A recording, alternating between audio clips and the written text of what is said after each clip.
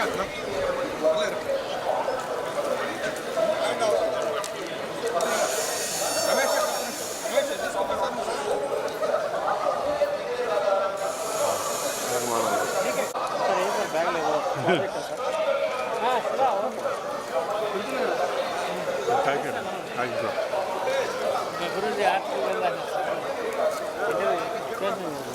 నేనే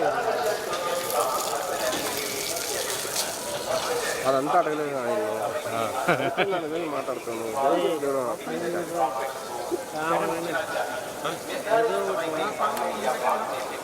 1 సెకండ్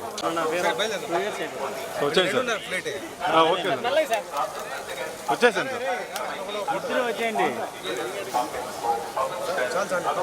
వచ్చేయండి సార్ మెల్లగా.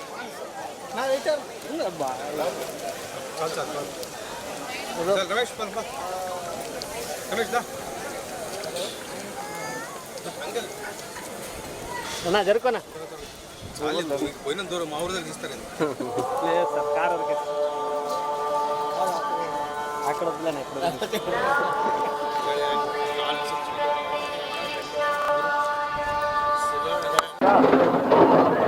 వార్షికంగా ఎప్పుడూ స్వామివారిని దర్శించుకోవడానికి రావడం ఆనవాయింది.